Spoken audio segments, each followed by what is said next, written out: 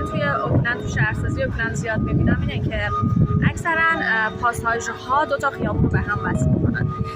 یه حالت کوریدور تور این شکلی، یه مسیر سرپوشیده مثلا دو تا خیابون اصلی رو به هم متصل میکنن. حالا من تحلیلی که خودم دارم اینه که چون اینجا زیاد بارونیه و کلا به خاطر اینکه یکم حداقل اون در واقع طراحی اقلیمی داشته باشن، این پاساژها رو به این صورت طراحی میکنن که مردم بتونن دسترسی راحت‌تری داشته باشن و حالا اگر حتی هدف این هم نباشه، به نظر من این خیلی چیز کاربردیه. یعنی ما خودمون هر وقت که اینجا بارندگیه یا مثلا چتر همراهمون نیست، یهو مثلا بارون میشه، برای اینکه از خیابون‌ها بخوایم سریع‌تر عبور کنیم از این مسیر استفاده میکنیم و خیلی جالبه.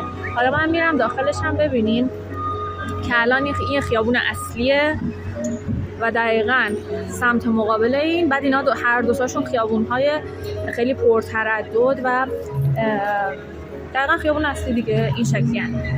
بعد این هم یک پاساژه که یک راهروی سرپوشیده داره و این اتفاق زیاد میفته ها، یعنی از این پاساژها زیاد هستش که این شکلی وصل میشه به خیابون بعدی.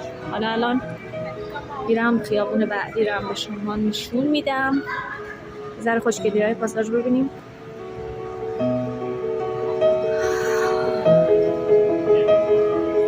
و سقف شیشه‌ایه، شما میتونین راحت آسمون رو همچنان داشته باشین و از نظر بصری احساس میکنین که یه فضای نیمه باز نیمه بسته است.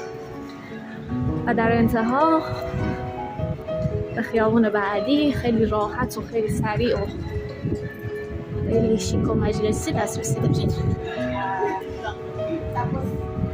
خیلی به نظر من جالب بود. این توی شهر سازیشون زیاد تکرار میشه و نکته خوبی بود گفتم شما ببینین. این هم یه خیابون دیگه است، در واقع دو تا خیابون هست به موازات هم و توسط این حالا راه رو یا کاریدور اسمشو بذاریم به هم وصل میشه. خیلی جالبه.